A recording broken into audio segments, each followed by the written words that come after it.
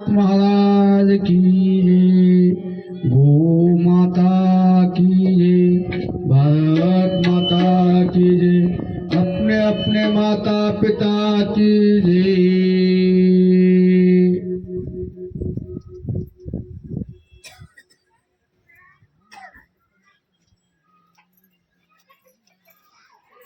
हरी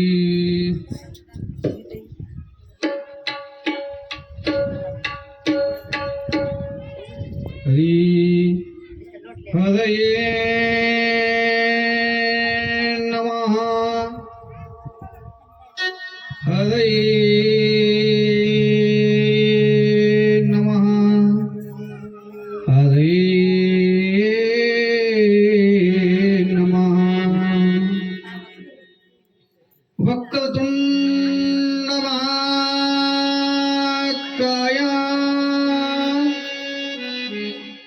सूर्यकोटि समप्रभा निर्विघ्नं कुरु मे देव सर्वकार्येषु सर्वदा सर्वमंगलमांगल्ये शिवे सर्वार्थसाधिके शरण्ये त्र्यंबके गौरी नारायणे नमस्तुते।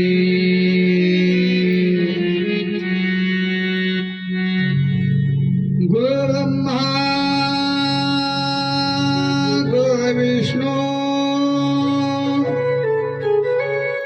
गुरुर्देवो महेश्वरः गुरु साक्षात् परब्रह्म तस्मै श्री गुरुवे नमः। सरस्वती नमस्तुभ्ये वरदे कामरूपिणी विद्यारंभ करिष्यामि सिद्धिव्रत में सदा। नमस्ते भगवान व्यास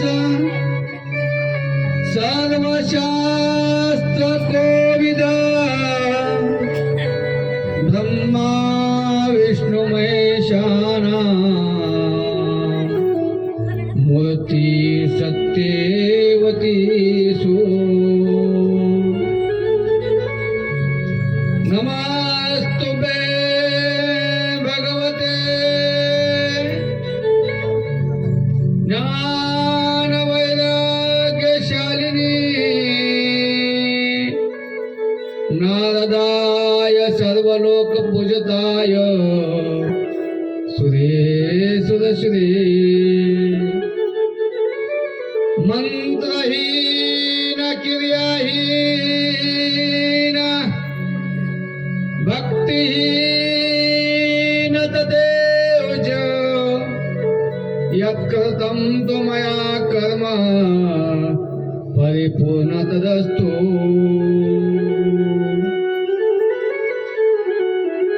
कस्तूरी तिलकं ललाटपटले वक्षस्थले कौस्तुभम् नासाग्रे वैमोक्षितं करतले वेणुकरे कङ्कणम् सर्वाङ्गे हरिचन्दनं सुलिलितं कण्ठे च मुक्तावली गोपाल स्त्री परिवेष्टितो गोपाल चूडामणि कृष्णा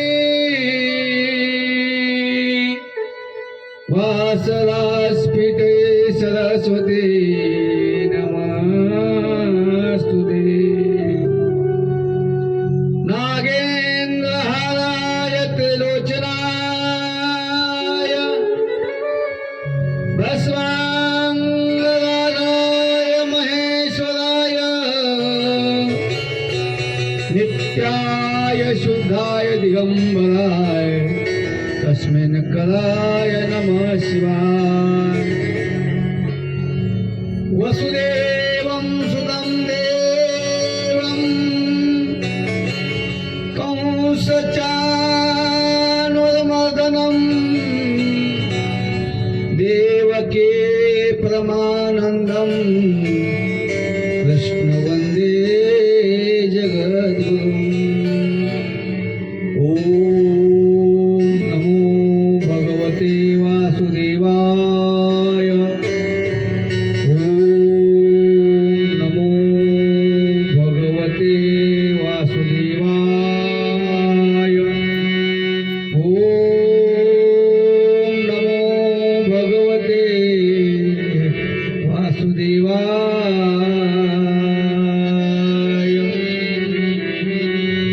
गोपाल कृष्ण भगवान की जय। श्री सुखाचार्य महाराज की जय। मोरेश्वर भगवान की जय।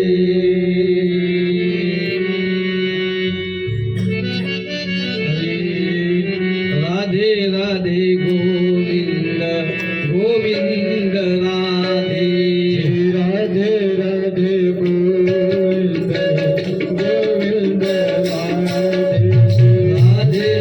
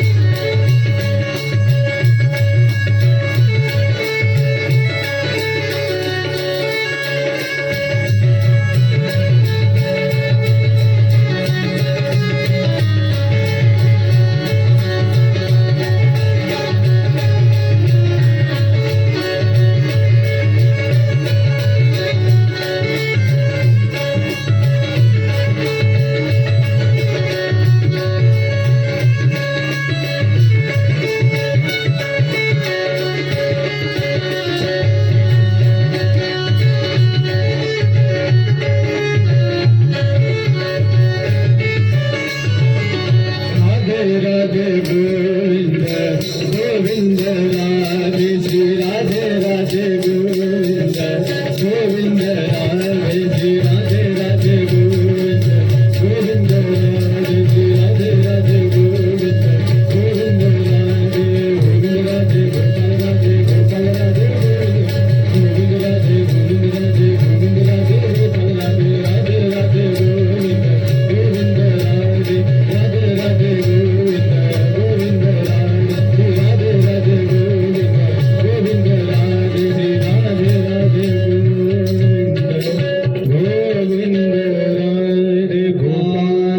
भगवान की जय। श्री शुकाचार्य महाराज की जय। मुरेश्वर भगवान की जय। अपने अपने माता पिता की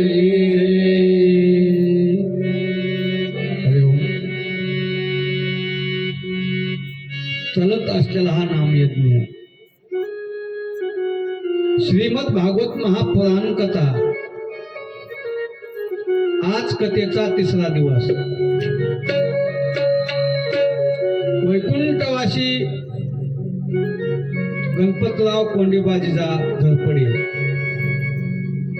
यांच्या 20व्या पुण्यस्मरणानिमित्त चालत असलेला हा नामयज्ञ आज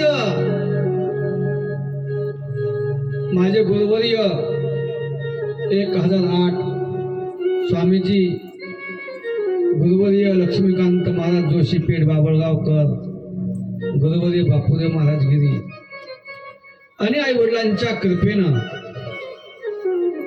जसं मला ते बुद्ध्या देतील तद्वत मी बोलण्याचा प्रयत्न करत आहे। या भगवंताचं नाम, या भगवंताची ताकद, भगवंताच्या नामाचा महिमा हे कोणाला सुद्धा कळायला नाही। 7 दिवसामध्ये श्रीमद भागवत महापुराण कथा श्रवण केल्यानंतर एका पिशाच्या योनीमध्ये येऊन सुद्धा त्याचा उद्धार झाला। शुकाचार्य राजा परीक्षितीला भागवत सांगतात, राजा, या श्रीमद भागवतामध्ये अनेक प्रकारच्या तू कथा श्रवण करत आहेस। कालच्या सत्रामध्ये भगवान कपिल देवाचा जन्म, भगवान कपिल देवानं अवतार घेतल्यानंतर आपली जी एक ठिकाणी देहूती आई आहे आणि कदम पिता आहेत, त्यांच्या पोटी अवतार भगवंतांनी धारण केला आणि सांगू लागले, बाबा आपल्या भगवंतांनी कपिल देवानं सांगितलं मातेला, आई मनुष्य योनी या ठिकाणी प्राप्त झालेल्या जीवांच्या गतीचं वर्णन ऐक, तुला सांगतो आणि सांगू लागते।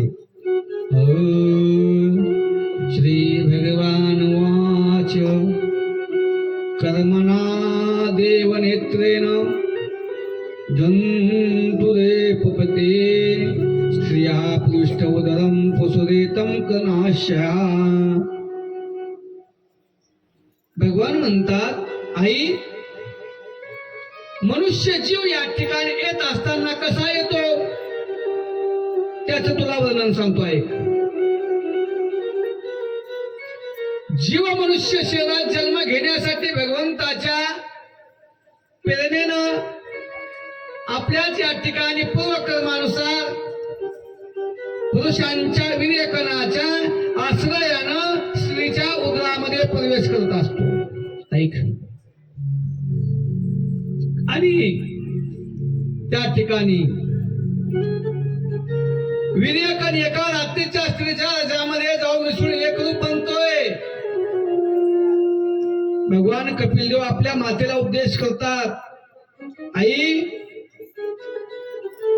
आणि एका रात्रीत स्त्रीच्या रजामध्ये मिसळून एका दिवसात तो बोळा एवढा होतो, कठीण असतो, आणि त्यानंतर मांसपेशी अंडज प्राण्यामधील रूपात त्याचं रूपांतर होत असत।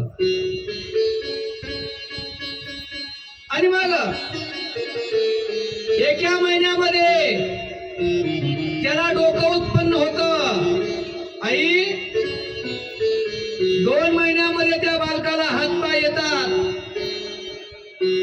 असे अवयव तयार होतात गर्भामध्ये। दुसरा महिना संपतो, 3ऱ्या महिन्यामध्ये त्या बालकाला नख, रोम येतात। रोम म्हणजे केस, हाड, चांबडे हे इंद्रिय या ठिकाणी उत्पन्न होतात.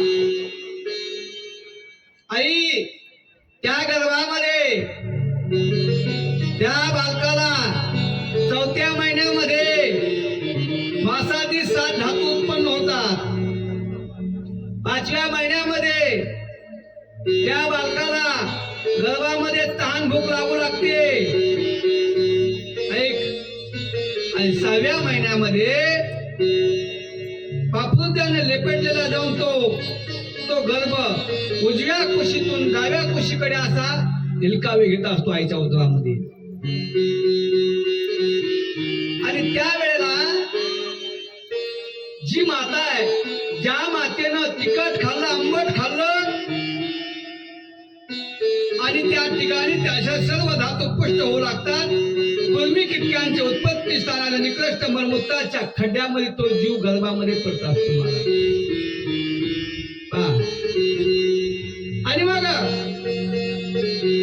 तो जीव गर्भामध्ये कोमल असतो. आणि जेव्हा त्याला भूक लागलेली असते तेव्हा त्या गर्भामध्ये त्या बालकाला किडे या ठिकाणी त्याच्या अंगाला टोचे मारू लागतात. तेव्हा अंत्यच क्लेश होऊन तो जीव या गर्भामध्ये मूर्छाहीन होऊन पडतोय महाराज. आणि ज्या मातेनं खाल्ल्याला कडवटपणा, तिखट असल, गरम असल, कोरडं असल, आंबट असल, हे जे काही पदार्थ खाल्ले ना त्या बालकाला सर्व शरीराला पीडा देतात. आणि मग आई तो जीव आहे मातेच्या गर्भाशयात पापुद्याने झाकलेला, आतड्याने वेढलेला असतो. त्या गर्भामध्ये त्याचं डोकं पोटाकडे आणि पाठ अशी मान गोलाकार असते. पिंजऱ्यामध्ये बंद व्हावा, पक्षापर्यंत पराधीन असतो, स्वतंत्र नाही महाराज. आणि त्याचे अवयव जे आहेत ना हालचाल करण्यासाठी स्मरणशक्ती प्राप्त होते. तेव्हा आपली शेकडो जन्मातील कर्म, आपण कोणकोणते कर्म केले त्याला आठवत असतं गर्भामध्ये. आणि गर्भामध्ये आठवल्यानंतर तो बेचैन होतो, श्वास कोंडल्या जातो. त्याला कसली शांती मिळणार? त्या गर्भामध्ये शांती नाही. किती दिवस झाले? 6 महिने झाले पूर्ण. 7वा महिना लागला आणि 7व्या महिन्यामध्ये त्याच्यामध्ये ज्ञानशक्तीचा उगम होतो.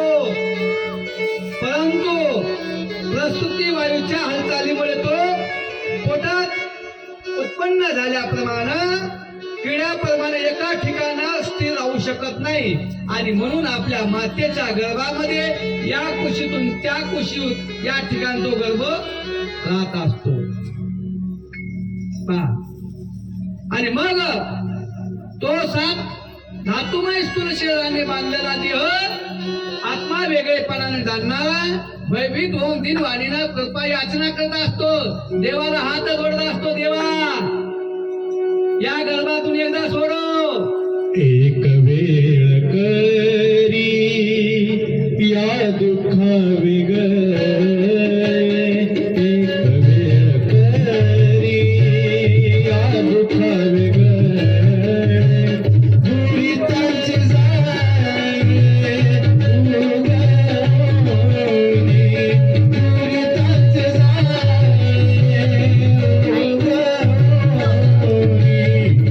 आठवीन माय आम्हाला नवस आठवीन माय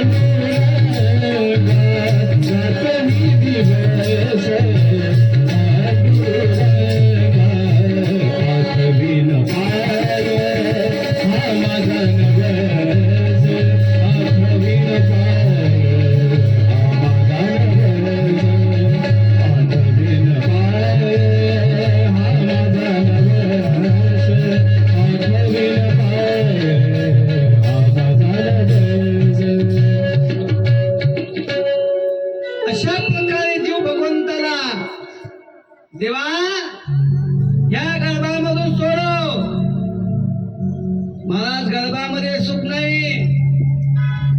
अरे काय सांगो गर्भीची यातना,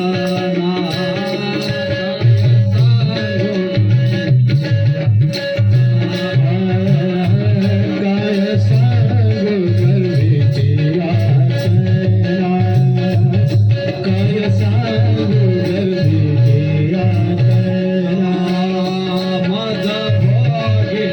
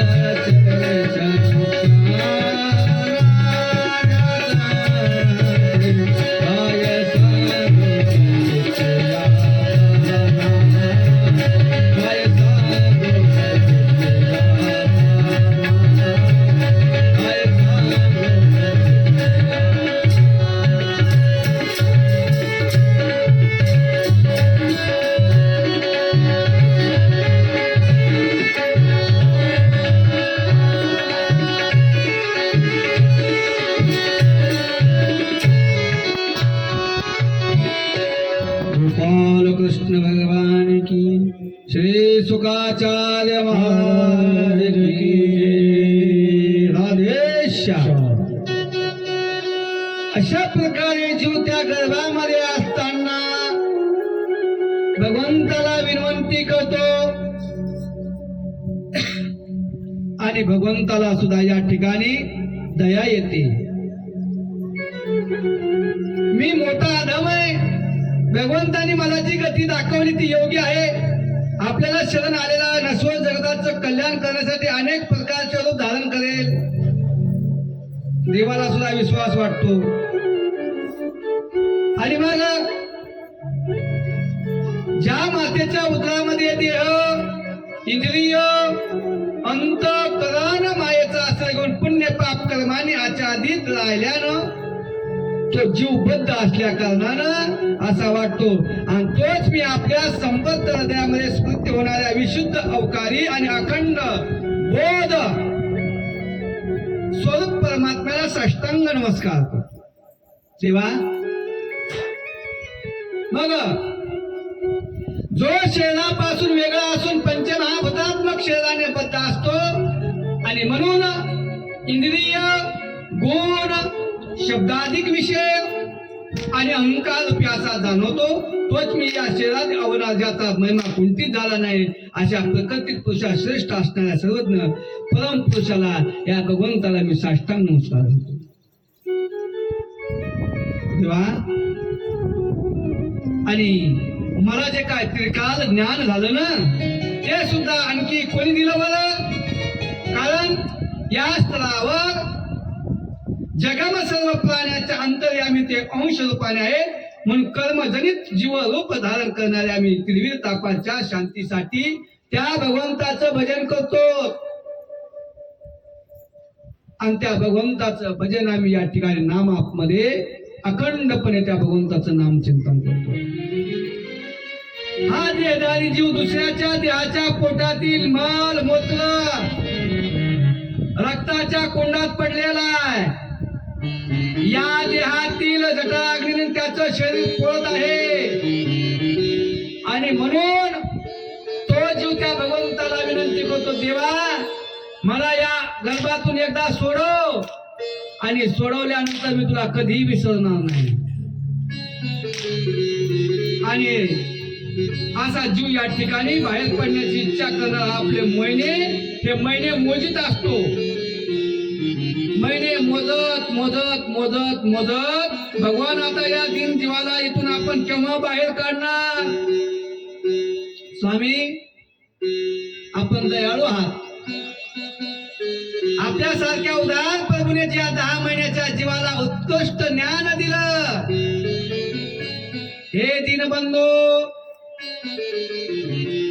या आपण केलेल्या उपकारानेच आपण प्रसन्न व्हा. कारण का, कोणतेही आपल्याला हात जोडण्याखेरीज कशानं त्या उपकाराची परतफेड करू शकेल. आणि मग या संसारामध्ये पशु पक्षी अन्य जीव आहेत, आपल्या मूळ बुद्धीनुसार आपल्या शरीराला होणाऱ्या समदुःखाचा अनुभव घेतात. परंतु मी तर आपल्या कल्पने शब्दमादी साधन संपत्तीने या ठिकाणी शरीरावर संपन्न असा या ठिकाणी अनुभव घेतला. आणि मग म्हणून त्या गर्भामध्ये जीव व्याकुळ व्याकुळ होतो. हा ना, किती कष्ट झाले त्या मातेला. त्या हृदयामध्ये भगवान विष्णूचं चरण स्थापन केलं. आपल्या बुद्धीच्या स्वरूपाने स्वतःचा अगदी जीव लवकरच संसारातून उद्धार करून घेईन, ज्यामुळे मला अनेक प्रकारच्या कृत्रिम या ठिकाणी दोषायुक्त असलेले संसाराचं दुःख पुन्हा प्राप्त न होवो, असा जीव या ठिकाणी गर्भामध्ये भगवंताला सगळं सांगत असतो. हा ना, कपिल देव मंत्र आपल्या मातेला, आई 10 महिन्याचा जीव गर्भात अशा प्रकारे विवेक संपन्न असतो आणि भगवंताची स्तुती करतो. आणि ज्या वेळेला तो अधोमुख बालकाला प्रसूतीचे कारण वायू तात्काळ बाहेर ढकलून देत असतो महाराज. आणि त्याच्या तोंडून ताबडतोब ढकलल्याने तो बालक अंतिम व्याकुळ होतो. त्या बालकाचं या ठिकाणी खाली डोकं मोठ्या कष्टाने बाहेर येतो. त्याच वेळी त्या बालकाच्या श्वासाची गती थांबते आणि आपण जो काय पूर्वी या ठिकाणी स्मृती जी होती ना, आपण केलेले कर्म ते सगळं विसरून जातो. त्याला ही माया लागते. मातेच्या रक्त मुद्रात जमिनीवर पडलेले ते बालक विष्ठेच्या किड्याप्रमाणे तडफडत तडफडत जात. त्याच्या गर्भवासाच्या वेळेला सर्व नष्ट जे काही ज्ञान असतं ते सर्व ज्ञान नष्ट होतं, नाहीस होतं. आणि देभानरूपी अज्ञान दशा प्राप्त होऊन ते बालक जोरजोराने लढायला लागतं महाराज. आणि हे बालक लढायला लागलं ना, नंतर लोक त्याचा मनोदय समजतात, त्याच्याद्वारे पालन पोषण होतं. अशा अवस्थेत त्याला जी प्रतिकूलता प्राप्त होते तिचा तो निषेध करण्यास सुद्धा त्यांच्या आसत नाही महाराज. जेव्हा त्या शशु अवस्थेत जीवाला मळकट बाजेवर झोपवतात, तिथे बी सुद्धा सुख असतं का महाराज? सुख नाही. तिथे बी ढेकण आहे. स्वतः जीव चिकटलेले असतात, त्याच्या शरीराला खास उठते, उठून बसता येत नाही, या कुशीहून त्या कुशीवर त्या बालकाला होता येत नाही, म्हणून किती दुःख आहे महाराज.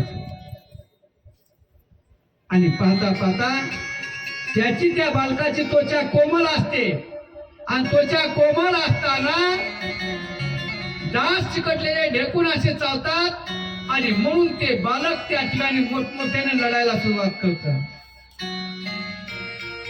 अशा वेळी त्या गर्भावस्थेतील सर्व ज्ञान त्याला नाहीच होतं आणि लढल्याशिवाय त्याला पर्याय दुसरा काहीच नसतो. काय करणार बालक? नुसतं लढत असतं महाराज. अशा प्रकारे ते बालक कुमार अवस्थेमध्ये येतं. सर्व बालपणाचं दुःख भोगून भोगून भोगून बालक 5 वर्षाचं होतं, प्रौढावस्था त्याला प्राप्त होते. आणि ते बालक विवाहावस्थेत पोहोचते. त्याला इच्छित भोग मिळाले नाही तर अज्ञान कद होणं शोकाकुळातही ते भोगत असतो. मग पहा,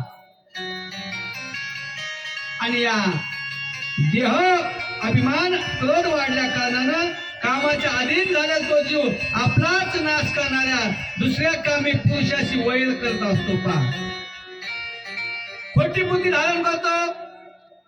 अज्ञानी जीव या ठिकाणी पंचमहाभूतांत तयार केल्या त्या चुकीच्या समजुतीनुसार नेहमी माझं अभिमान धरू लागतो महाराज. आणि मग असा जीव या ठिकाणी येत असतो. सर्व कपिलदेव आपल्या देवती मातेला उपदेश केला. गर्भावस्थेमध्ये गर्भामध्ये काय दुःख असतं असं पाहिल्यानंतर, कारण या जीवाला जशी स्त्रियांच्या संगतीत राहणाऱ्यांशी संगत केल्याने मोहबंधन प्राप्त होतं, तसं अन्य कोणतंही साधन कोणाची संगत केल्याने होत नाही.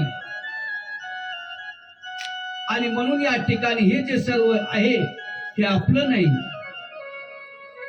आपण उष्ण आणल्याने हे ज्याची त्याला द्यावाच लागतं. आणि मग हे जो आहे सर्वस्व हे कुणाचे? संत म्हणतात, अरे देह हे काळाचे, धन कुबेराचे.